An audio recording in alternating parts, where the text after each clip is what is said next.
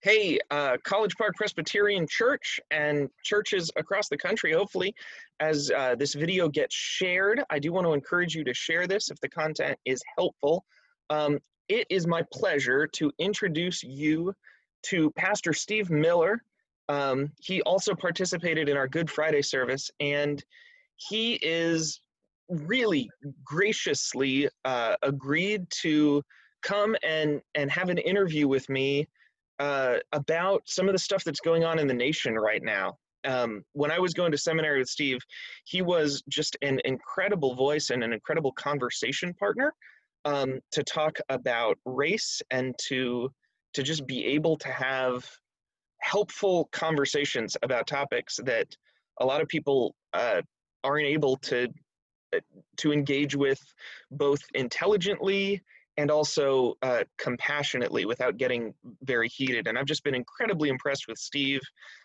So Steve, thank you very much for taking the time. We know it's not your job. You're not responsible for educating all of us, but yet I also know you're not currently installed in a church, and so I'm very happy and blessed to share my church and just kind of give you a platform as much as I'm able to, because Yeah, so much of my own opinions and the stuff I would say about these issues is to me not as valuable as the insight you have from years of working um, on these subjects and in these communities. Um, is there anything else you would want to say by way of introduction, Steve, before I kind of ask you some questions? I did want to ask you to find Uh-huh. out, how did the Easter thing go? How did they like the video? How did they receive the video that I I made for Easter? I wanted to talk to you about that. I never got a chance to. thank you very much. Yeah, I I want got some a Easter very feedback, positive man. reception about that. It is still available on YouTube if you'd like to watch our Good Friday service. I had I did the, watch it. I the did. seven last words of Christ. Yeah, well, but if anybody on the internet wants to watch it, Oh, okay, it's gotcha. it's there on our YouTube channel, which is bit.ly/College Park Press, and I'll edit in a little linky thing there so that people can see it.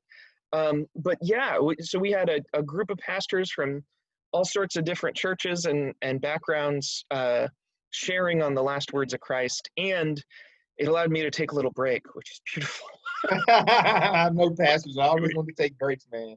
That delivering a sermon every week is tough. Yeah. Um, okay. Well, because yeah, I feel like I mean our church is mostly white, and I Yep. feel like some of these issues get very difficult to talk about. I'd say one of the big ones that I kind of want to start with is this statement that Black Lives Matter. Can you tell me about Black Lives Matter? I mean, I certainly believe Black Lives Matter, right? Your life, you have a Yeah. Black life. Is that right, Steve? Yeah, it is. It is. And It that is. that matters. It matters to me. Um, that statement is so much more simple than what people gave it credit for. mhm. Our country is so divided, and we're so angry, and we feel so personally just condemned, that when we hear anything, we just immediately assume the worst. Mm, Not really because we want to assume the worst. It's really because we're trying to protect ourselves. You know what I mean? It's really because yeah. of protection. And this country has such a negative history with race. There's a lot of personal guilt and shame and condemnation tied up with the history of our country, and people don't want to think about that. Hmm. So anytime they may be reminded to think about that, people don't usually want to think about things that are negative, right? So they're going to resist it. It's natural to resist things that are going to bring you pain, natural to resist things that are going to make you think about things that are negative, right? So when people hear the term Black Lives Matter, because we're resistant in such a way, the first thing that they want to think, not really being curious about what the name is no, all lives matter. Hmm. But when Black Lives Matter formulated its name, I don't know if it did this on purpose, or if it did this by accident. But I say, in formalizing it, they left out one simple word that would have clarified everything. And I don't know why this simple word doesn't naturally complete when you Hmm. say it, but it doesn't. But really, it means Black Lives Matter too. Mm. That's what it means. It means Black Lives Matter too, as if to say, you know, our lives matter. People don't seem to think our lives matter. So we're reminding everybody that our lives matter too.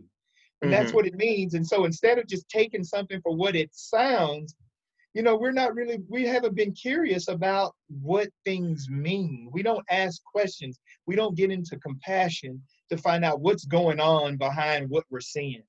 And I think if America would just ask questions and get in behind what's going on, what they think they see or what they think they hear, it will explain so much. We just haven't been curious enough, really, because we're trying to avoid condemnation. Yeah, you know, it's interesting. I remember back in 2006, I kind of had that question, like, could we just change the hashtag? Couldn't it be if we just said Black Lives Matter also? And you know, but yet I feel like it's actually formed kind of an interesting wedge because yeah, Okay, on one side there are people that hear Black Lives Matter and understand that means Black Lives Matter too, right? right? It's a non-controversial statement. Of course, Black Lives Matter. And it seems like there are other people that believe that it means only Black Lives Matter, which I don't know who would claim that only. I don't know anybody who believes only Black Lives Matter. Right. But then, and this is the part that's interesting to me, Steve, Uh-huh. because I've met numerous people who won't say that phrase, Okay. and that makes me think that maybe the I'm pretending to misunderstand what this phrase means is Mm-hmm. is maybe less than honest. I mean, when I ask people, okay, but Black lives, I mean, do they matter though? I've occasionally had people be like, well, the riots are bad. And it's like, wait a second, that's not the question I Right, asked. right, right, right, right, Um, right. can you speak to that? Are you, have you experienced that or is that I some of have not. I have the not. I circles think, I like I said, end up in? Yeah. if we have a little curiosity and begin Yeah. to get in behind what things really mean Hmm. and why people are acting, it Yeah. would What? explain so much. So divided in the country, and Yeah. we're so defensive until we choose just not to do that, you know? But Hmm. one of the things about Black Lives Matter that I think hurt it is if you ask anybody, 99.9% of the populations of Americans, who Black Lives Matter, who they are, and Hmm. what they do, no one could tell you. Mm, I haven't seen a single Black Lives Matter person ever in the history of Black Lives Matter. You think back, you probably haven't either. Who well, are they? I mean, What do they do? that's kind of a Who are the question I have because leaders? am I a Black Lives Matter person? Because I believe Black Lives Matter. I've said Black Yeah. Lives Matter. I mean, does that make me a part of Black Lives Matter? Well, it's an organization, really, it's a lobbying Hmm. organization in Washington, D.C. That's who they are. They're a Okay. lobbying organization in Washington, D.C. that lobbies for policies on the behalf of people of color. Hmm. But they're decentralized, right? And they don't let people know who they are. Mm, You've never seen a leader. You don't know who the leaders are. You don't know where hmm. the headquarters are. You don't know when they have actions. You don't. Nobody does. Okay? Because they intentionally try to, I don't want to say hide, they just intentionally keep a low profile so they can lobby in Washington, D.C. But what happens, since they're so low profile, other people were able to take their name and exploit it in the way that they didn't mean. And Hmm. so news agencies, magazines, people got the hashtag and just took off with it. They propagandized that. People bought the propaganda. And then once they bought the propaganda, they took the Kool-Aid and they just came out with whatever they heard on TV without getting on the computer and doing their own research. So I could go on the internet right now, and I could go on Twitter, and I could say, dogs are better than cats. Kill all cats. Hashtag Black Lives Matter. And then somebody could read that tweet and say, look at these terrorists representing Black Lives Matter. That's right. And that's exactly Yeah. what happened. That's exactly what happened. That's exactly what Hmm. happened. They didn't try to defend themselves. People caught their name and they just took off with it, and because they knew it would work, and it branded them in a bad way. And instead of Mm. people doing their homework, they took the brand and they ran with it. Again, Whereas other movements like Dr. King, right? You know that everything that was led by Dr. King, here's the man, here's what he believes, here's what he preaches, here's the things he's written, and there was able to be like some more accountability and consistency there. But of course, right. the I mean, character assassination issue. they were able to market themselves in the way that they wanted to, and Black Lives Matter didn't Hmm. do that. I still don't know who they are. I still haven't seen a leader. I don't know who they are. If you ask 99.9% of the people in the United States, they will not be able to tell you who they are. They Yeah. won't. But I'm telling you now, they're a lobbying organization Okay. Well, that thank you for lobbies clearing for that up. issues So, for people from Washington, D.C. That's mhm. what they do. But they're hard to find. You can get on the internet. It's going to take you a while to find them.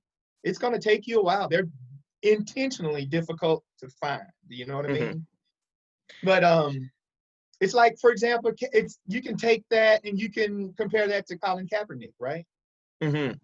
Colin Kaepernick right now looks like a genius. Mm. So Now all of us, go ahead. Colin Kaepernick, just to remind everyone, so we're talking about the same thing. That was the 49ers quarterback who took a knee during the beginning of football games when they played the national anthem as a Yes, way to protest police brutality and systemic racism against uh, Black people and people of color. Um, yeah. and it was misconstrued and uh, people felt that it represented opposition to our troops and the national anthem for some reason. Um, Again, we're mhm. so divided in this Yeah. country. And we're so not willing to give anybody the benefit of the doubt. Mm. We feel so condemned. We feel so ashamed. We feel so guilty until instead of asking the simple question of Colin, why are you doing this? And hearing Mhm. his reaction and listening to what he had to say in love. Mhm. Since we feel all these different ways that are negative, we just immediately push back Mhm. and we brand it in a way that he never even meant. Give you an example. Tim Tebow kneeled during the national anthem several years before Colin Kaepernick while he was protesting abortion. Mhm. There was not a related outcry. Mm. The exact same thing. No related outcry. Okay, exact same thing. Then people wanted to say, you're protesting against the troops. Okay, because you remember, it didn't start out as a kneel. You remember that? It Uh, started out as him not going. sitting Yeah. during the Yeah. national anthem. He would just sit on the bench. Mhm. But Yeah. then, He'd stay off the field and not line up. Yeah. that's right, he'd sit on the Yeah. bench off the field, right. But then there was, I want to say, there was a former, Yeah. I heard it was a veteran. Yeah. It was a U.S. he was a Army veteran. veteran, right. I Yeah. can't remember if he used to play in the NFL or if he was a congressman. Mhm. But he contacted him and said, hey, if you sit, if you sit, that sends a bad message to the military. It dishonors the military. Why don't you kneel? So he said, Mhm. okay, I will kneel instead so people won't think, or so I won't dishonor the military. So he started kneeling. But Mhm. despite the fact he started kneeling, people still wanted to say he's protesting and dishonoring the military, amongst other things. So people are going to take your intentions because they're trying to defend themselves and Mhm. turn them into whatever they want to because they fundamentally don't want to hear the negative information that they feel you are talking. It's really a protection of self, but really it's more than a protection of self. It's not loving to not listen to a person who's trying to tell you that I am standing up and defending for people whose lives are being taken on a daily basis because of this. Mhm. It's And really not listening. And Paul Tillich, you remember Paul Tillich, he said the first duty of love is to listen. Mhm. That's what Paul Tillich says. But then when you go to the Bible talks about, well, there are two of the greatest commandments are love the Lord your God with all your heart and love your neighbor as yourself. So Yeah. the precondition to loving your neighbor is loving yourself. Okay? So the precondition of listening is love, but the precondition of love is loving yourself. So somewhere in there, people aren't loving themselves. Mm. Okay? And that's why they push back on this information so bad, because I just can't hear or believe one more negative thing about myself. I don't want to hear it. I'm pushing back from it. So no, Kaepernick, what you're saying, it does not even make sense. I'm discounting it all. And but then you have to think about this too. What gives you the right to discount someone else's feelings and be right about it? Mm. You can Well, tell me how to feel, and I'm supposed to listen. So what's driving that? What gives you the currency to do that? Is it the fact because you're in the majority? well, it's because I live my life, and I'm mostly when I'm in situations that I'm uncomfortable, I can leave. Yes, yes. Um, that's because I relate to this idea of defensiveness. You Okay. know, I remember being at seminary and coming from a very conservative state in Kansas and coming down to Yeah, Austin yeah, and being in classes with a bunch of people who were much more liberal minded than me, um, yeah, and many people who seemed to treat me with a presumption of guilt. yeah. That before I started talking, the assumption was, well, this person who's talking is a straight white man, and what he's going to say is very likely to be problematic, and he's very likely to need me to correct him. And you were one of the people who I kind of learned to go to with those feelings Right, because right, right, you right. were someone who just had the skills and had the love to be able to address some of these issues in ways that didn't make me feel like a terrible racist. Right, right, right, right, right. Um, that's actually the next word that I kind of want to ask you about and have you help us to define, because I Yeah, think for many white people like me, when we hear the word racism, we think like a boiling racial hatred, right? okay, Like I okay. I want to kill all of the people of X or Hmm. Y color Interesting, or interesting. culture. Okay, okay. And then we hear phrases, like we have things that are called out as racist. This tweet is racist, or this, Yeah, yeah. um, and we or we say something. Maybe we say something well-meaning. Uh-huh. One of the classic examples is, "Oh, you're so articulate," right? Right, right, right, And people tell us that's racist, and I'm like, what do you? I didn't propose any kind of water fountain differences. So right, help right, me with, right, what do right. we mean when we say racism? Let me back up a little bit Okay, first. Let me back up sure. first. When I started, I've been working in this for a long time, and I Yeah. started out punching. I started my career punching in terms of Hmm. race, right? But I backed up off of that because during my during my career, I began to learn that everybody was hurting because of racism. Blacks were Mm. not only hurting because of it, and whites were hurting because of it. Whether they believed in it or not, or thought it was real or not, they were hurting. Hmm. Everybody is hurt and upset about it. And I realized that, and I said, wow, everybody is hurting. In order to solve this, we need a level of compassion in order to Hmm. solve it. Because everybody's hurting.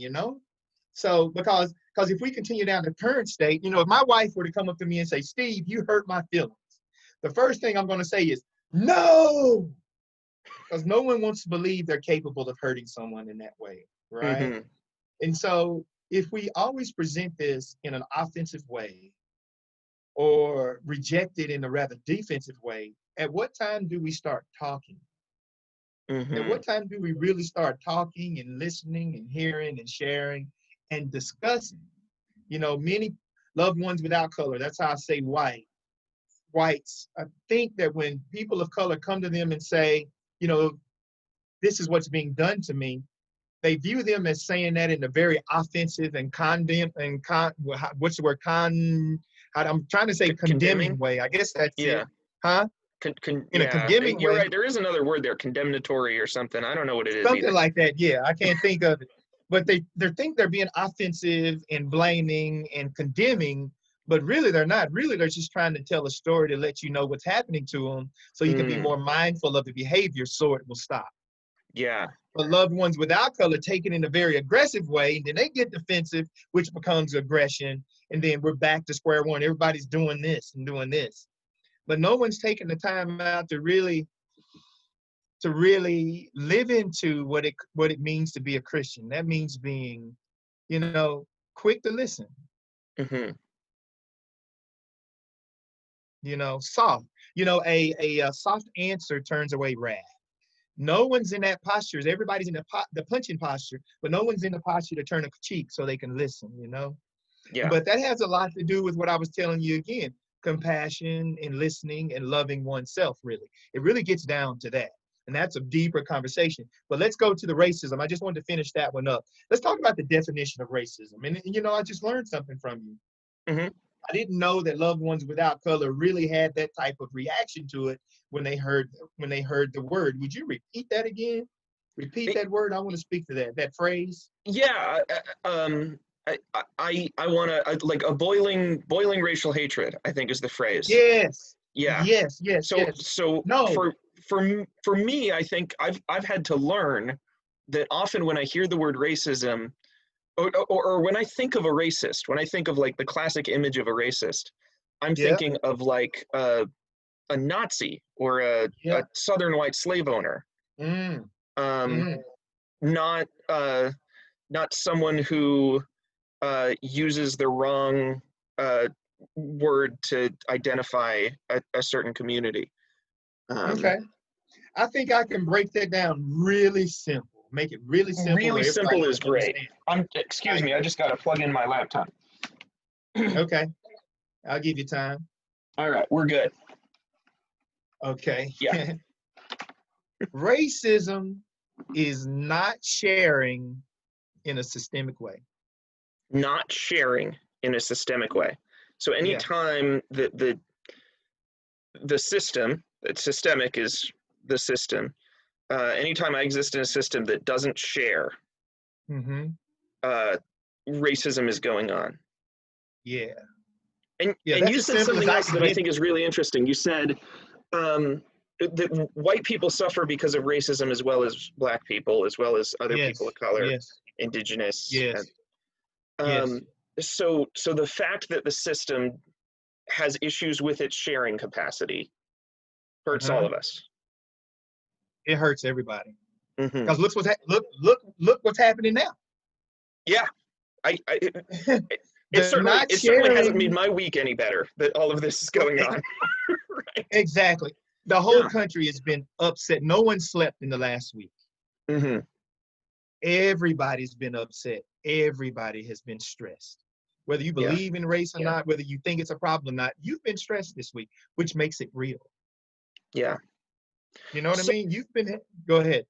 so the even the questions of like internal racial prejudice, right? We talk Yes. about things Yes. like subconscious prejudices and those sorts of things. Yeah. Because that's one of the discussions I get in a lot, right? Like, oh no, I went to a concert venue once and they looked at me strange because I was white, and that was racism, right, against a white person. But by your definition of racism, not sharing in a systemic way, you're not talking about like the preferences of an individual person. You're No, talking I'm not. about the way the country works, the way That's right. the yeah. I, that's right. I'll give you an example. I'm going to say a word which might shock the sensibilities of people, but I Hmm. do it for the effect, but just listen to it because it really communicates my point. If a 2-year-old called me a nigger, is that racist? I don't And we dare just let answer it. that question. And I'll just tell you what most people say, and I do this all over the Hmm. country when I'm talking to groups of people. And 99.9% of people get it wrong. All right. Mm. No one gets it right. Of course, I know that. That's why I asked the question, you know. But no, it's not racism. Why is it racism? Because that baby doesn't have the power to do anything to me. Mm. It doesn't have the power to take away any of my rights or Mm-hmm. privilege. That produces not sharing in a systemic way. Okay, so what that baby did, what that baby did was called prejudice. He noticed my features. He noticed the color of my skin tone. It matches with probably what he's heard his parents or uncles or cousins or people around him say, right? And so he repeated it, you nigger, right? But Mm-hmm. it didn't take away any of my rights or privileges or cause me not to be able to partake or not share in a systemic way. What it did was hurt my feelings. Mm-hmm. That's called prejudice because he noticed features and he had a judgment about it. Okay. So let's take that a step further. If I was at a gas station, right? I'm 51 years old and I ran into another 51-year-old. I didn't know the guy. I'm on this side of the gas station pumping gas. He's on that side of the pump pumping gas. And this guy happens to just lean over the gas pump and calls me a nigger. He's 51, I'm 51. Is that racism? The answer to that question is no, it is not racism. Mm-hmm. It's prejudice. He saw my skin tone, he saw my features, he had a judgment about it, he called me a name. It didn't deprive me or anything. Mm-hmm. It didn't stop me from sharing, but it definitely hurt my feelings. All right. He prejudged me, you know. It's like me seeing a blonde hair and a brunette. I like the brunette better. Okay, so I had a judgment there. I don't like you, so I judged you. All right. Now, let's say that the guy who called me a nigger was on his way to the company he owns. Well, he has a job opening, right? Well, I saw the job opening. I'm fueling up and I'm going to the same place that he's going to, that he owns, or he's a hiring manager, and I am going to interview for that job. Mm-hmm. Now, when I get to the place of hiring, and the guy who called me a nigger sees me and decides not to hire me because I am Black, then that's racism. Mm-hmm. Because I wasn't allowed, he did not share in me being able to get that job. Mm-hmm. Because of the color of my skin. He had the power to Mm-hmm. take away a right or privilege because of my skin tone. So the definition of racism is race prejudice plus power. Race prejudice plus power. Race prejudice, power. Mm-hmm. You stop for a second. Race prejudice plus power to take away a right or privilege that affects someone in a disproportionate or disparate way. Mm-hmm. So I just want to clarify a couple things about those examples, because I think those are very good. Those are memorable examples. They're going to stick with me. Now, just to clarify, the hiring manager, it's only racism if he doesn't hire you because of your skin color or because of your cultural background, right? It's not that he has to hire you. That's right. That's right. That's again, right. That's as soon as I walked through the door, I was discounted. I was done. Yeah. You know, I was done as soon as I walked through the door. Yeah, he perfunctorily, you know, he interviewed me, but he already knew that he wasn't gonna hire me. But let's take it a step further. Now, how does that lack of sharing show up? Because most people are gonna say, "Oh no, I'm not racist." You know what I'm saying? I'm not racist. Even a racist will say, "I'm not racist." Sure. I mean, the guy who, you know, murdered Mr. Floyd will say, "I'm not racist." The girl in Central Park who said, "I'm fixing to call the police because a Black man is attacking me," said, "I'm not racist." So everybody says that, right? But it's real hard to prove. It's like a phantom phenomenon. It's there, but it's not. It's hard to quantify. It's hard to put your hands on. It's hard to see. It's hard to feel. It's tough, man. It's almost like it doesn't exist. And I would argue what they're saying when they say I'm not racist is I'm not boiling with racial hatred. Right. Okay, exactly. I understand that. It's not that I don't have that I don't have ways in which my brain has been twisted by a system in which I've had experiences that other people haven't had that have caused me to judge people in strange ways. It's that it's not that I'm not part of this system where it is harder to get a job when you're Black or Hispanic or non-white. It's that I'm not boiling with racial hatred. I'm not like, Right. I don't have any evil plans. I'm not going to any KKK meetings, and so therefore I feel like Right. I'm safe. But Right. actually, what you're saying is like, no, none of us are safe, right? Like we're all dealing with this now, and that's the question I wanted to ask you about the gas station, because I, I feel like there's a rights or privilege issue at hand in the fact that um, when at a gas station and the person at the pump across from you uses that word, Yeah.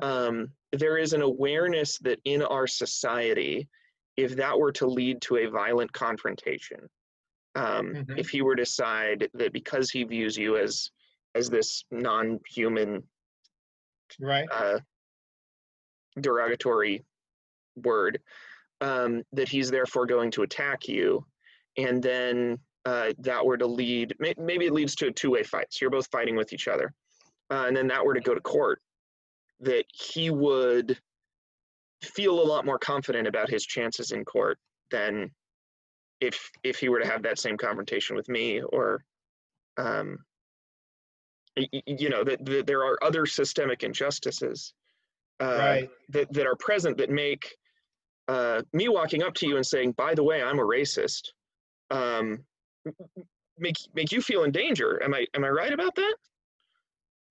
No, I don't think it would make us feel endangered. Okay. You know, we encounter this just about every single day Mm, in much more subtle ways. You okay. know, the ways in which we encounter it will just blow your mind. Yeah. It's almost like no one knows that they're even doing it. Hmm. So subtle. So we become very attuned to it, and we become so attuned, we know we're not going to get attacked by it. We Mm, just know it's a hate. It's like you throwing the rock and then you hide and run, go run and hide. It's it yeah. people come at us in that way. They don't come at us in ways that they're going to attack us. Usually, they come at us in ways that where they just really intend on hurting your feelings and then running away from. Okay. Yeah, it's not offensive in that way. So you know the difference between use of that word as an incitement of violence and use of that word as an insult. Like for example, yeah, exactly. Now I Hmm. have run into that a time or two. You know, I Hmm. can I can think of one time definitively, maybe another one if I really think, but the one time definitively, I was driving to Dallas, and I had just gotten into Dallas on Interstate 20, and a couple of white men pulled up beside me while I was driving my car and just started jacking with me. You know, I'd speed up, they'd speed up, I'd slow down, they'd slow down, and they just stayed with me. They jacked with me. They really did. Hmm. So what I what I did was it's kind of funny now. I got scared. I got scared, but I knew I was coming up on South Dallas, right? Hmm. So I was in the outside lane. They were in the inside lane next to my exit. So I sped up a little bit and got in front of them. Just a little. I wasn't trying to go fast. I was still going 55. They got in behind me. I said, "Hey, I'm going to South Dallas. If you want to follow me to South Dallas, go right ahead." So I exited to go to South Dallas. They kept going straight. Hmm. You know what I'm saying? I So, thought I so was for in those of us danger. Floridians, South Dallas is a inner city community. Yeah, it's a poor Hmm. community of Dallas. Yeah. So I Yeah. was like, okay, if you want to follow me to South Dallas, go right ahead. And once they noticed I was going to South Dallas, hey, they kept going. But I went there because I felt in danger at that point. Yeah. I didn't let them know it, but I really felt in danger. So that was only one or two of the only times that I felt in danger by someone being racist toward me. Usually it's not that aggressive. But I Well, want to tell you one thing on that. okay. I want to tell you one more thing about the hiring situation. Yeah. The Department of Justice views racism in two ways, right? One is just a blatant act, okay, Hmm. that you can just call it racism. The other, the other are acts that are not blatant. In fact, they are hidden or you don't even know they exist that produce a disproportionality. In other Mm. words, if you work for a company that has very few Black people or people of color in your company, the FBI, the Department of Justice, will consider that racism because you've done something that has produced a disproportionality. In other words, you haven't shared. And when we don't share, that has long-lasting effects outside of your building that spills over into the community because that community can't get jobs to take care of itself. It falls into poverty, and it leads to a whole bunch of other stuff like just happened last week, you know? Hmm. So eventually it will catch up to us. It might take it a while, but I'm sorry. Now, what was your question? Well, I think you touched on an important point, and this is one that's been, I think just another thing that people like me have a hard time understanding is that Yeah. you identified South Dallas as a sanctuary, as a community of safety. Mm-hmm. This is a place I'm going to retreat to be safe. Right. Where we have a community like that in Orlando. It's called Pine Hills. And I think a lot of white folks think of that as a really, really dangerous area. You know, Right. this is a place where I'm not safe. And I think for most of us, those areas, the lower income, high density housing parts of the city are some of the only places in the world where we ever feel unsafe. Right. And there's a question of like, hey, redlining's over. Why don't you get out of there?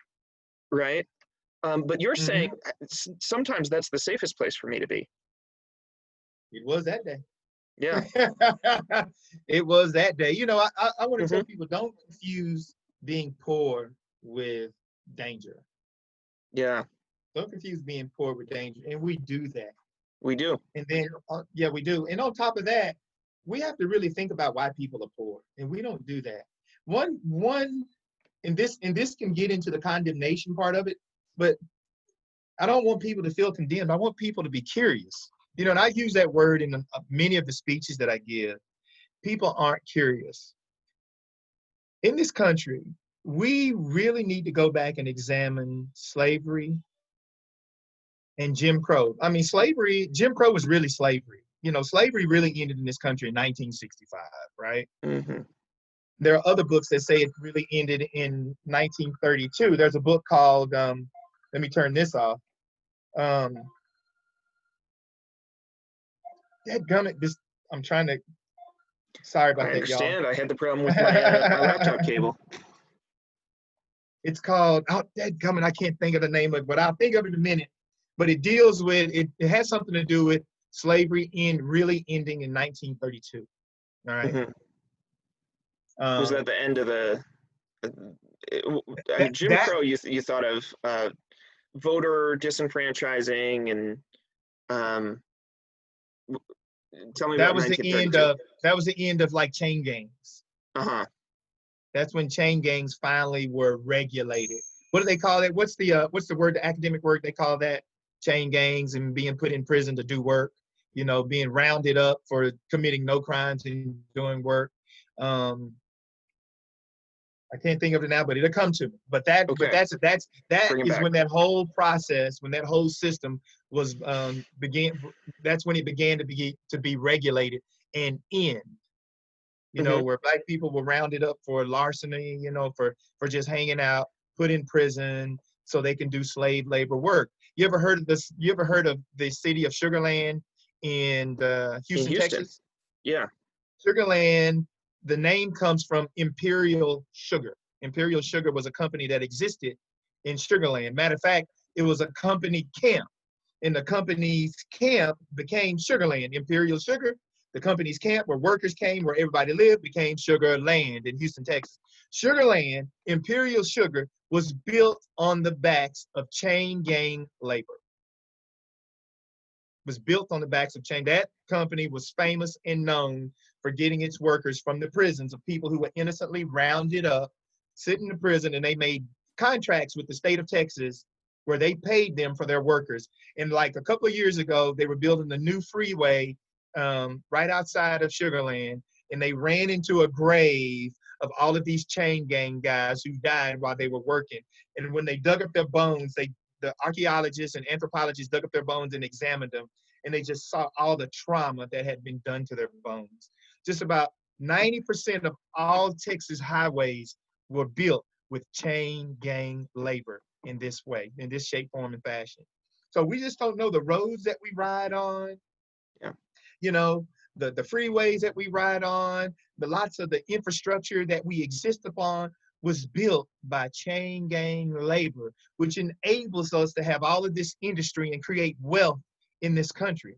But we don't understand the depth and the pain and the deaths that people were subject to, bringing us, making it possible for us to have this type of infrastructure so we can flourish in the ways of industry in which we flourish. We are literally making money and profiting off of the deaths of people that we haven't been curious enough to research, you know? So, so when you tell me things like that, and you touched on this earlier, when you share facts like that about history, when you tell American history from that perspective, um, there's a defensiveness that rises up in me. Yes. And I've spent some time learning how to fight that, but I kind of want to lean into it now because, I mean, hopefully we can introduce this conversation to some people who are less comfortable with it. Yes, yes. The But name of that book is Texas Tough. Just while we're Texas at it, Tough. Texas Tough. Yeah. Yeah. So Go so ahead. the tendency that I have when I hear about um, bad things that happen to you, Yeah. or stories from the history of your ancestors and people that are like you, is to start to say, well, wait a second, what has that got to do with me? Right? Like, Right. you're Right. telling me that as if I had something to do with it. Yeah. And I got fired from a job once, and a black person got hired in my place, and that means that I don't have to feel guilty right now, because I'm starting to feel guilty when you tell me those things. Why Yeah. am I Yeah. Yeah. starting Yeah. to Yeah. feel guilty, and what am I supposed to do with those feelings? Because I know the reaction that I immediately want to make doesn't make sense.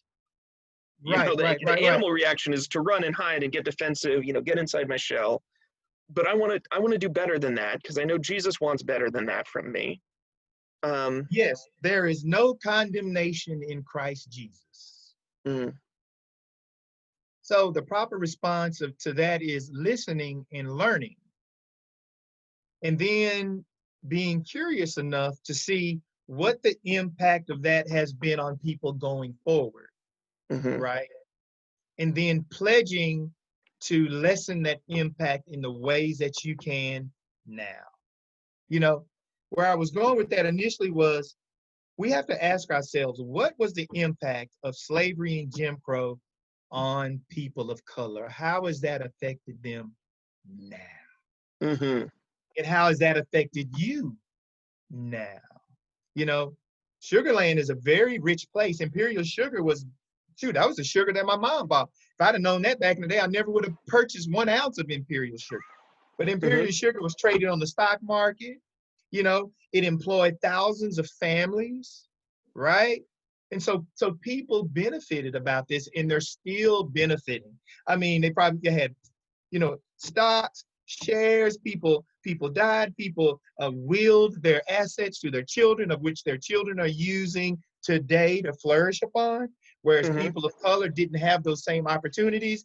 And because they didn't, they're still living with those same opportunities. So it's a lot of systemic and structural things that we live upon that we don't realize that we're living upon that benefits one person, that benefits another. For example, you probably know about the GI Bill, right? Sure. Yeah, the GI Bill. If you sign up for the Army, you get to go to college for free. Do you know about when it started in 1945 after the war? I don't. Okay. Well, the GI Bill, and I talked to a pastor today out of Longview, Texas, who talked to Mhm, me about his grandfather receiving the GI Bill when he got out of the Army right after World War II. Well, the GI Bill was for soldiers after World War II to get their lives restarted after they came back home, right? But the GI Bill was only designated for loved ones without color. That's how I say white people, loved ones without color. Okay. Now, they didn't explicitly deny Black people, loved ones with color, the GI Bill. They just Hmm. linked it to certain jobs. So a cook couldn't get the GI Bill. A Mm. janitor or a porter couldn't get the GI Bill.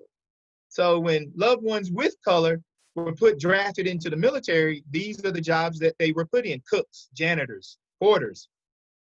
While the other guys went off to fight in combat related duties and jobs, when they got out, they automatically qualified while we didn't.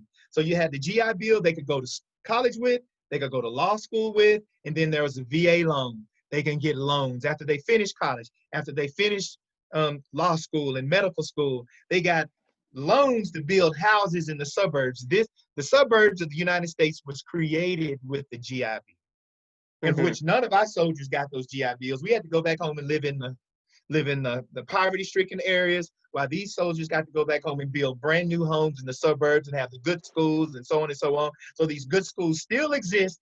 These ghettos still exist. You know what the word ghetto means? Well, it didn't it start in the Holocaust? Didn't it start with Hitler? It it did. It did Hmm. start in the Holocaust. Okay. So knowing that you know that, when I give you this definition, it fits the Holocaust and it also fits us, Hmm. but in more of a roundabout way. It's more of a long-term type deal. And that's how I feel many a time. That's how I felt this week. But the word ghetto means a place where you put somebody before you kill them. Mm. That's what the word ghetto means.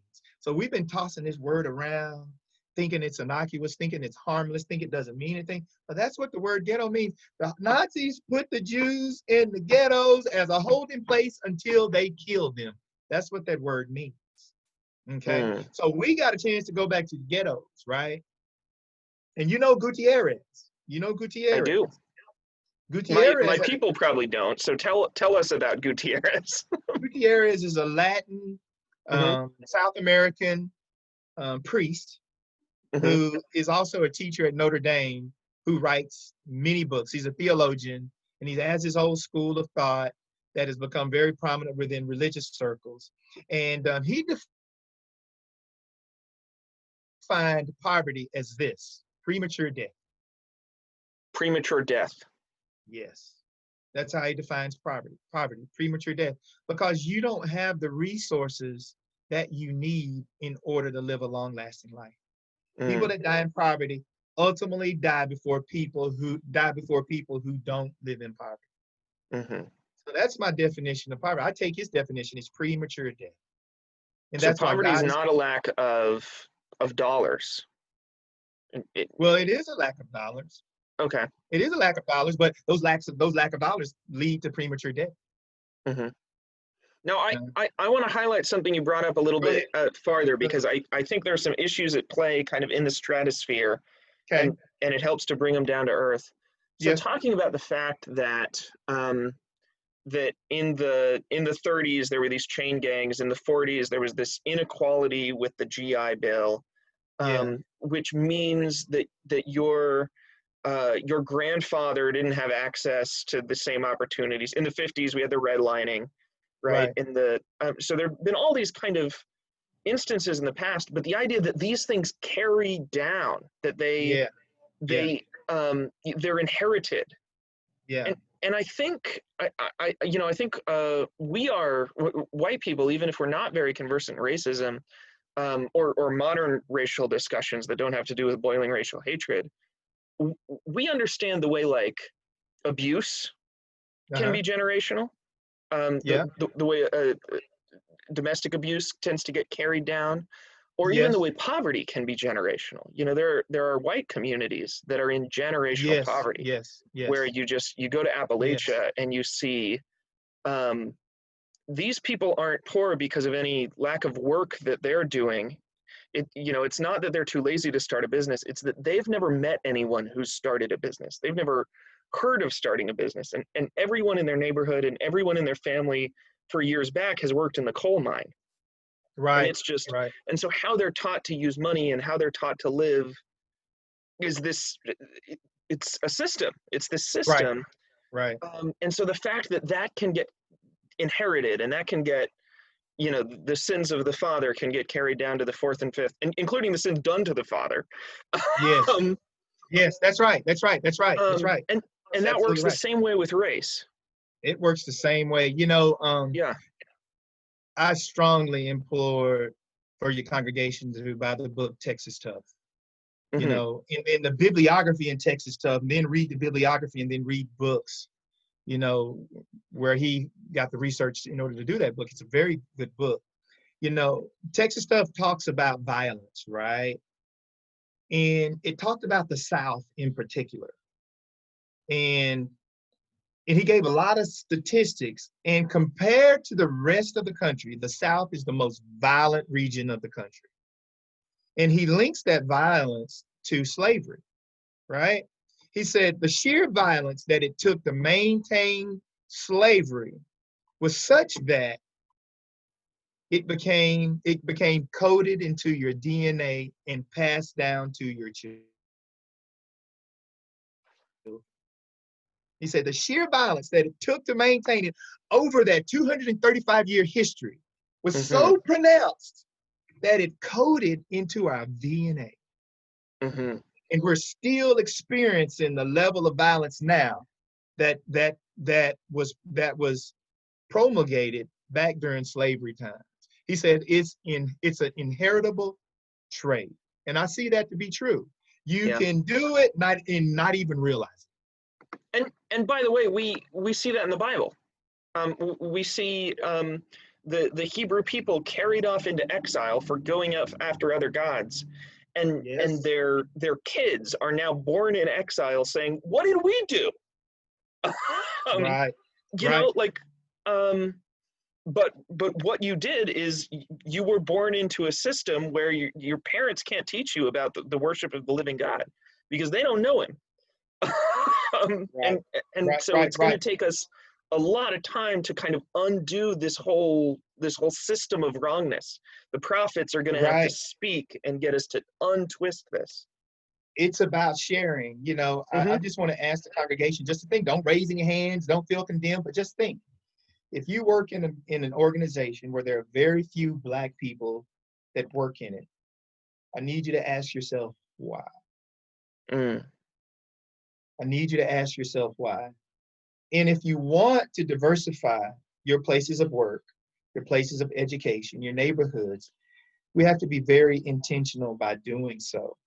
Because these thought patterns that we have, and one of them that I deal with and I particularly struggle with myself, and I'm being real vulnerable here, is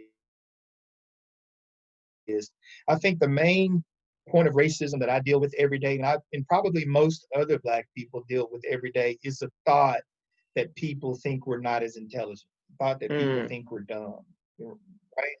And so when we go to interview for jobs, we're already feeling this and thinking this when we walk through the door, just hoping against hope that the person who are interviewing us are not thinking that way. But when you go back to the 40s and you have the GI Bill and you have all this stuff who are impacting people in a way, these types of thinking, it gets in the environment and it's perpetuating itself and we don't even know it. I'll give you an example. Yeah. I remember the first day I became aware of me. How can I say this? I remember the first day of me becoming aware that other people felt I was inferior.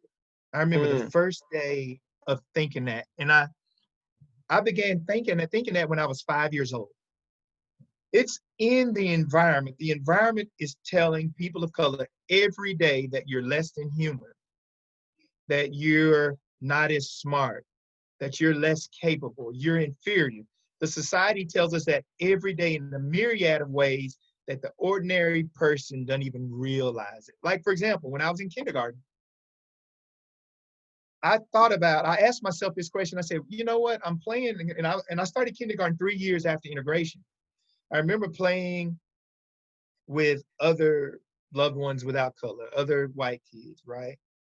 And I remember having a good time with them. But I remember when we got out of school, they went their separate way and we went our separate ways. And while no one told us that we couldn't go in their neighborhoods and play with them and they couldn't come in our neighborhoods and play with us, even though no one told you, you knew you couldn't do it. Mm. You see what I'm saying?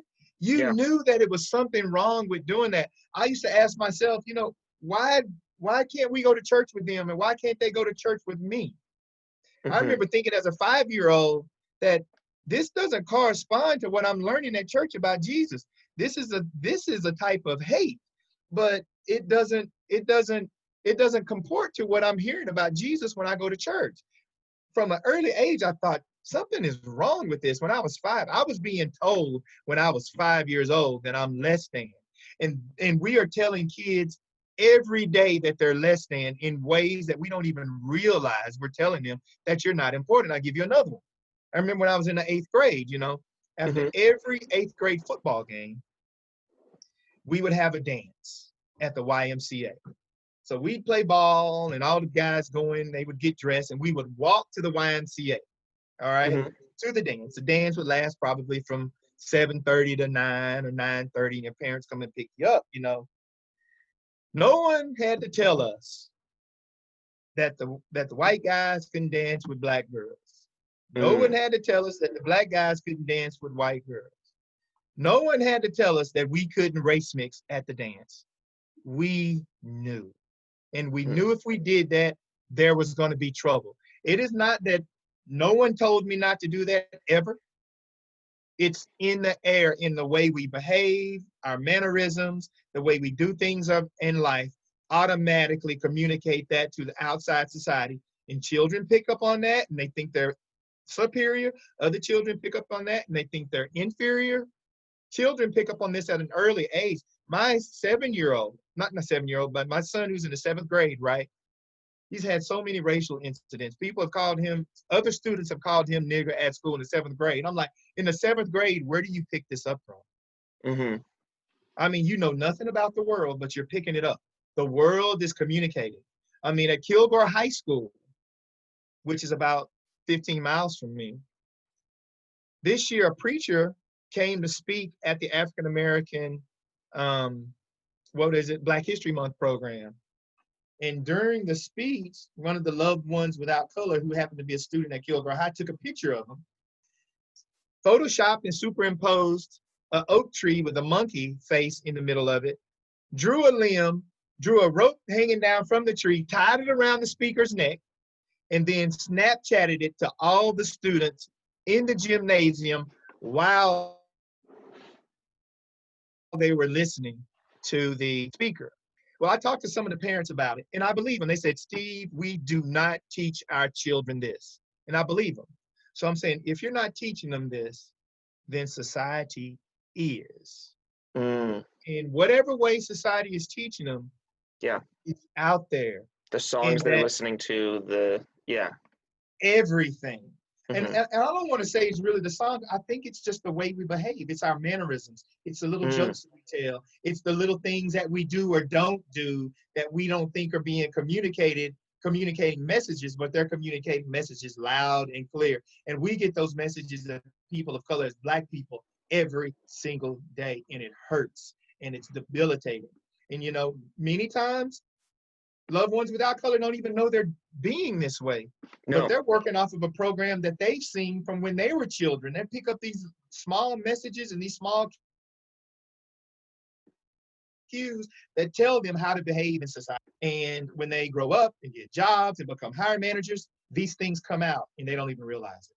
But the way to realize it and to catch it is there a disproportionality, which means is there an overpopulation in your organization of a certain race, or disparity, underpopulation of a certain population in your organization? If there's ever a disparity or proportionality created, that means that there is some type of racial problem, even if you don't believe there is.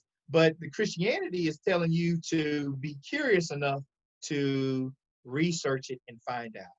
Find out what that thing is and just root it out. Don't feel condemned. Be curious. Do your research, be honest with yourself, make note of the implications that it has for your company, for the community, in the short term and in the long run. Because if we continue to do these things in the long run, we're going to get what we're getting now.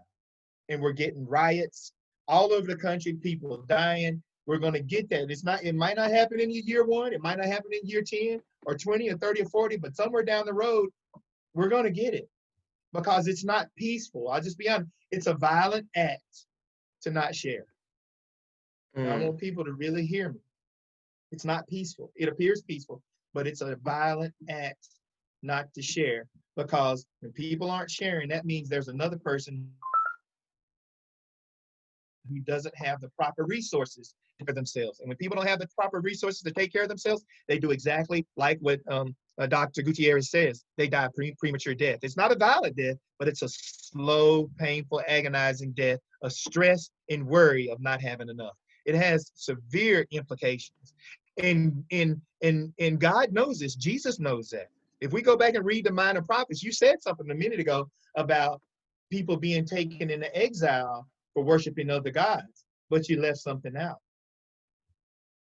They were taken into exile for 2 infractions, not just 1.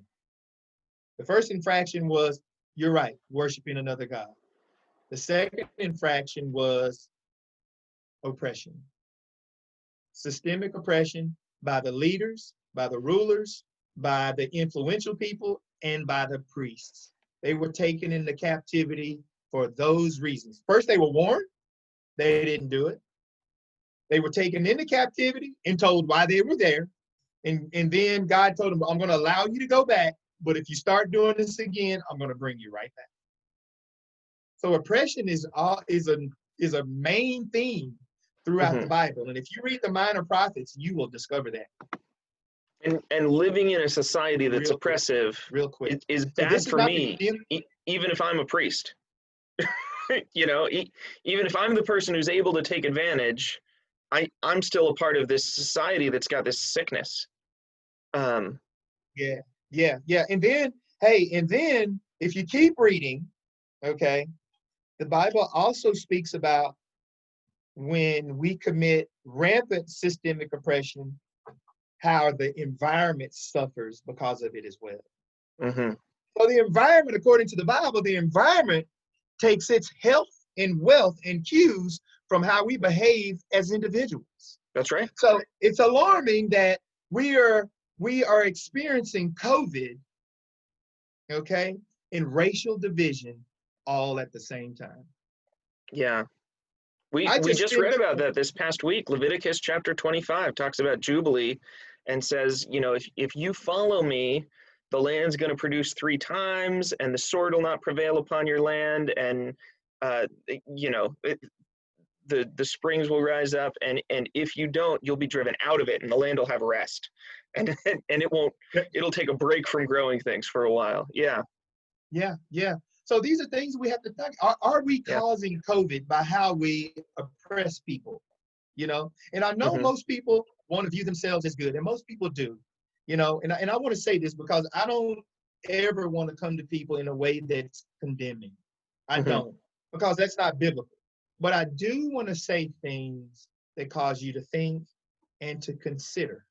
And then when you think and consider, compare those things to your life and look in your life and start to begin noticing disproportionalities or disparities. For example, in the neighborhood that you live, who's in it? Is it an homogeneous neighborhood? Are there people of color? Are there Black people? And I want to lift up the word Black people, because sometimes the word people of color means everybody but Black people, or diversity means everybody but Black people. But I want to say Black people because, we're the ones that, there are many people that suffer from it, but we suffer the most. We're the most impacted by oppression. So in your neighborhood, how many Black people are in your neighborhood? Okay. Ask that question, consider it. Think about the implications. How many Black people work at the same job that you work at? Think about that. How many of them are in management? Okay. Even think about your church. How many Black people are members of your church? Okay. Think about all these. Think about your school. How many Black people go to your school? So it's simple. we most of these disproportionalities and disparities that I just named are results of living patterns. Hmm. It's how you live, right? It's how you live. Which is how I want to be defensive about it, right? Like, what do you want me to do about the fact that my church is all white? Just not let any new white members join until I get 3 black members? What, how do I fix it, Steve? Fix it I'm going for to me. tell you. I'm going to tell you. I'm going to tell you. We have to be intentional. We have to be intentional. We at some point just say, you know what? We have to say, I'm going to do something. I'm going to do something different for the benefit, for the long-term benefit of society. I'm going to do something different for the long-term benefit of the gospel. Because let me tell you how this is hurting people. It's hurting the gospel in this very dramatic way. When you talk to people who have become quote unquote spiritual, but not religious, or people who have completely left the religion altogether, they don't leave the Christian religion because they no longer believe in God. They usually leave the religion because the religion is functioning below what they believe and have learned it to be. Mm. They have learned us to be, they have learned in Sunday school and in church as children that the Christian religion is a loving religion and it treats everybody the same and it goes out and rescues people when they are in trouble. When they see the Christian religion not doing that, they call us hypocrites. When they bring it to our attention and say, hey, look, you're supposed to be doing this. You hold yourself out as this, but you're acting in this way. They'll give you a warning or two. If you keep doing it, they'll just say, you know what? I don't want anything with the Christian religion because these people are a bunch of hypocrites. They do not practice what they preach. I have lost all faith in God. I am now spiritual and am not religious, or I am completely atheist, or they leave the Christian religion and become Buddhist and Muslims and all these other religions. Not that I'm putting them down, but what I'm just saying is they leave our religion and they join others because we don't live into the love of what Christianity is. Okay, so what you have to do, you have to be intentional. You have to change your living patterns. You have to go live in a different neighborhood. You go live in a mixed neighborhood. You go to a church that's mixed. You make sure you put your children in schools that are mixed because this is good. Now, when we don't do this, watch for the long term. Here's one of the long-term problems that we'll have. Property taxes from schools are based on living patterns. They're based on your neighborhood and the value of your home, right? Mm-hmm. So when we live in neighborhoods that are homogenous, that are affluent, right? We get to build superior schools with those dollars. And our kids get to go to those superior schools. While other people who are subject to other types of oppression live in areas that we call ghettos, right? Or the hood. And they don't have as high values of their homes. So they get other types of schools that are not as resourced. All right. Mm-hmm. Facilities are bad and so on and so forth. So they don't get the same type of education. But if we take our living patterns and we mix those living patterns where we're living around all types of God's children, then we don't run into those types of problems where resources are centered in one area and they're not in another area, which over time, this school performing and having resources that this school doesn't, over time, it is going to cause a huge problems like we're experiencing right now. So it's just not good. The Bible says everything that comes from, it doesn't say everything. It says all good things come from God. Mm-hmm. All good things come from God. And I thought about that one time. I thought about it in terms of slavery. I said, there's a book called When Slavery Was Another Name. One of the reasons or one of the rationales that slaveholders used to continue slavery was that they benefited from it. They received the blessings of God from having slaves. So if I Sure, there's this benefited, Protestant work ethic idea. Yeah. Right.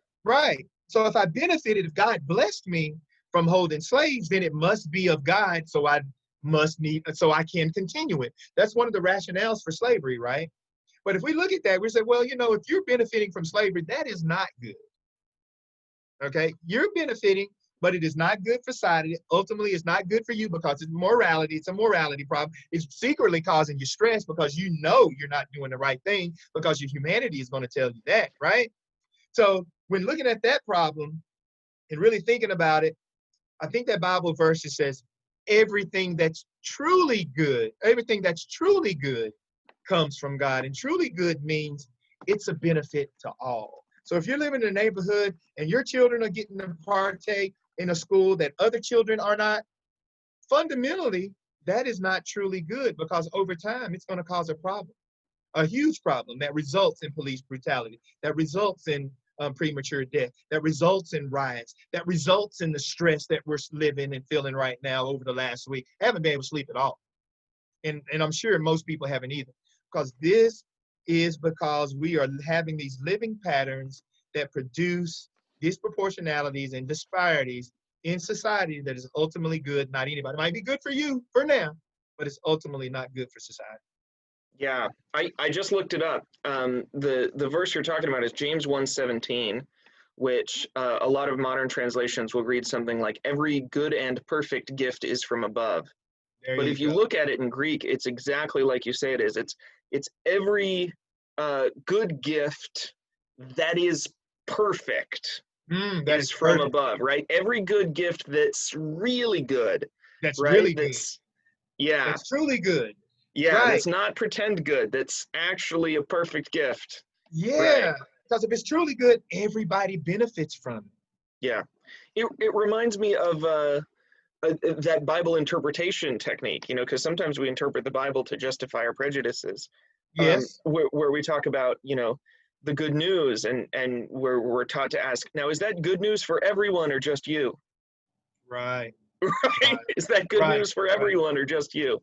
Does the Right. whole Bible say that, or just your favorite part? Um, and what does that work like in the whole realm of Scripture? Well, we've been speaking for over an hour now, hour and 15 minutes. But before I let you go, I feel like we've unpacked some things and we've gotten to a place where we're at the same table. We're able to kind of have this conversation, and hopefully my white fragility is kind of patched up a little bit. I feel like I trust you. I feel like you're not going to accuse me. Right. Right. So tell me how to make sense of this George Floyd thing and the ensuing stuff that happened. Like, just what is your take on what happened? Because I know some people who want to say this doesn't have to do with race. This just has to do with a bad cop and an innocent man, and let's ignore the race part of it. I hear other people that say, I want to focus more on the riots than I do on the injustice with the police, and let me just say riots are bad and not say murder is wrong. And I mean, there's just a whole ball of wax out there, and I'm not smart enough to handle it. So my ability to kind of patch up the pieces of my head is not as valuable as your ability to do it with your experience. So talk to me about that. Help with everything we've learned. How now can we look at George Floyd? You know,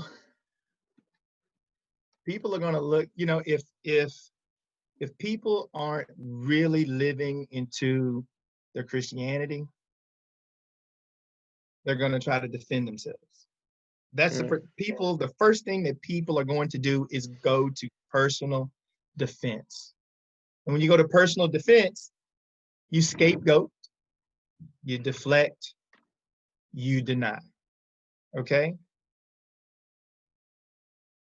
But we don't need to go there. We need to do what Paul Tillich said. The first duty of love is to listen. And even one of the definitions of love is don't insist upon your own way, which means whatever you're thinking, give it up. Give it up in favor of someone else's opinion. Really listen and consider their opinion, because what they're really trying to tell you is, my life is in danger and I'm trying to let you know that so you can help me live. That's the basic thing that people are saying, that African Americans, people of color are saying. We're really saying our lives are in danger. We're trying to talk to you about it. Can't you hear us? And people aren't hearing us because of the history of the country. The history has done so many terrible things that people of color. We have such a bad track record, and we know it. mm-hmm, But we don't want to think about it. mm, We don't want to feel guilty about it. We don't want to feel condemned about it. We don't want to feel ashamed. But the loving thing to do Pastor, is to listen, is considerate. Just listen. Because I wrote an article in the APTS Insights magazine last summer, I think it was, and it came out and it talked about listening, right? And the Bible, how can I say this? The Bible says when you listen to somebody, check this out, this is so good. I wish I had the article in front of me. It says, when you listen to somebody, because God, he said, the Hebrews, right? When the Hebrews were in slavery in Egypt, they cried out to God. And it said God heard their cry. And then he sent a deliverer, right? So I did some work on the word heard, right? And it has a couple of definitions or a few definitions that work together, right? Mhm. And so it says, first of all, when you hear somebody, you acknowledge their pain. You have to acknowledge their pain. And then the third, that acknowledge was the second definition. The third one was, if you really listen to someone, there is also a legal obligation to fix it.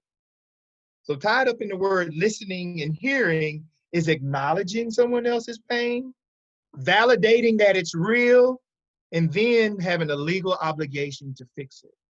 So listening is a huge word. And when people don't listen to the cries of another person screaming out for help, like, William Green, what's his name at APTS? William Greenway. You ever read Levinas? Uh-huh. Levinas, he says, beholding their face, seeing Mhm. the faces of the people. That's not the quote, but it's close. If Yeah. you can remember it, tell me. We have I, to see the faces of people crying out for I life. always use the phrase encountering the other, And right?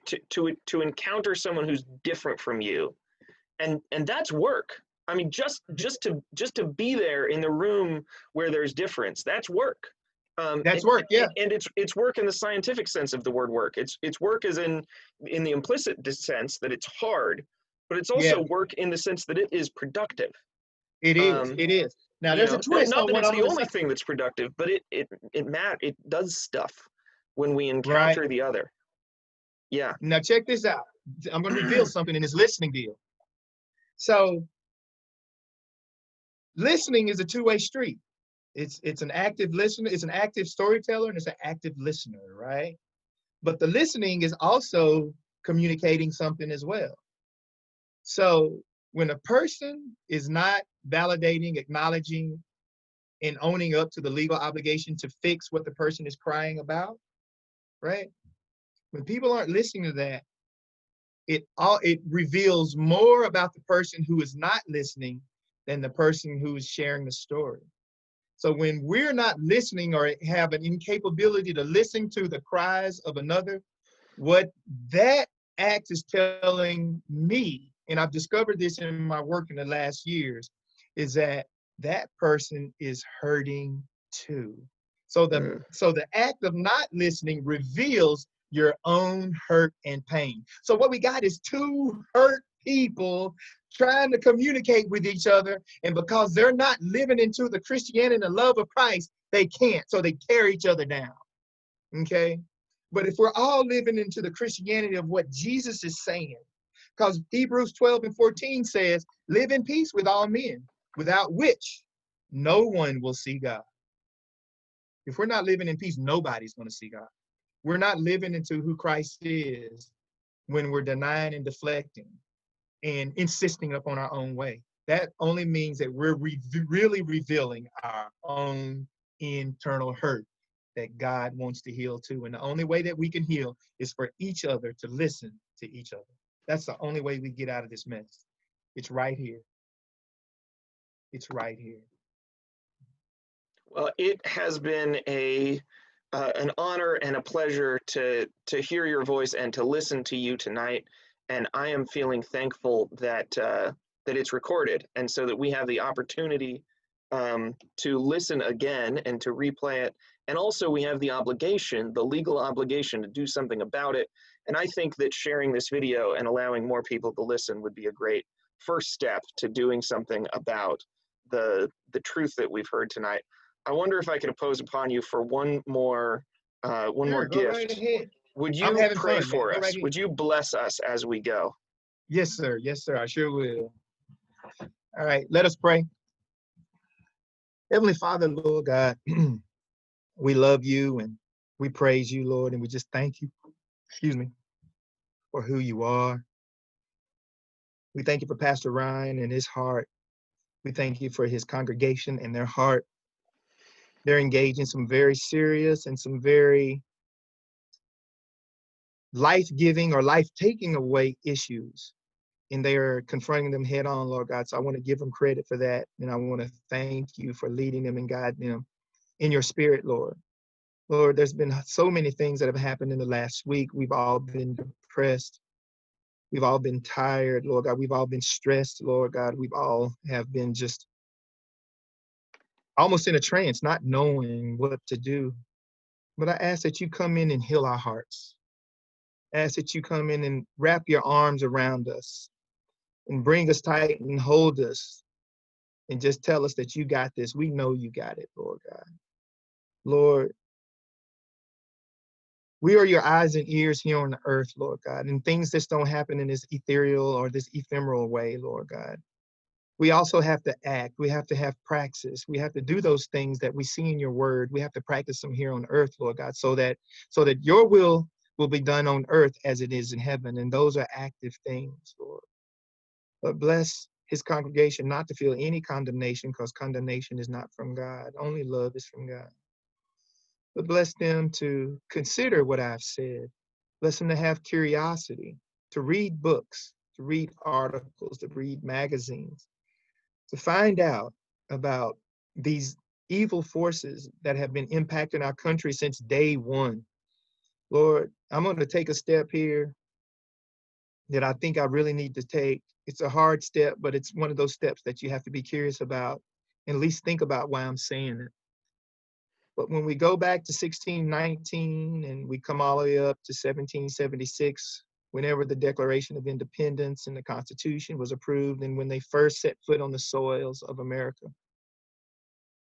one of the mistakes that they made was allowing slavery to exist in this country. It was a bad mistake. It was a wrong mistake. And we have to go back. We have to ask our Lord and Savior Jesus Christ, Lord God, to forgive those men for what they did, because what those mistakes were very, very, very bad, and we are living the results of those decisions, Lord God. So I ask you to retroactively and spiritually, Lord, go back all the way to 1619, Lord God. Go back to the Constitutional Convention. Go back to the ratification of that document, of that genius document that they made, and begin to fix those decisions, Lord God. Let your spirit dwell in that document, Lord God. Let your spirit inhabit that document, Lord God. Where the proper spirit was not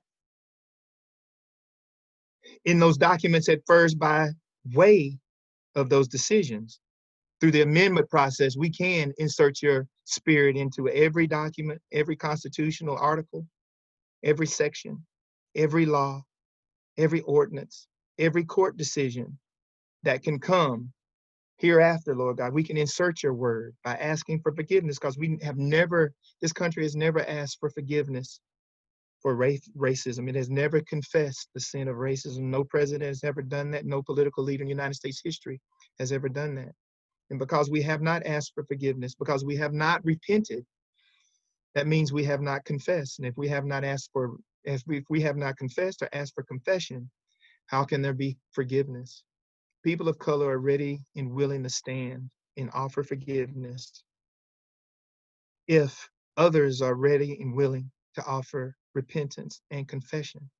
And together through that, the Spirit of Christ, the Spirit of God, can dwell in all of our discussions and in all of our solutions going forward, so we can make this country live into who Jesus has called it to live into, and live into what the Constitution of the United States has promised that it will live into. And all these things I ask and pray in your precious son, Jesus Christ's name. Amen. Amen. Hey, hey, Steve. Yes, my brother. I'm sorry for the ways I've been complicit in institutional racism, brother. I forgive you, my man. I love you, Steve. Thank you for I love taking the you too. time. I love you too.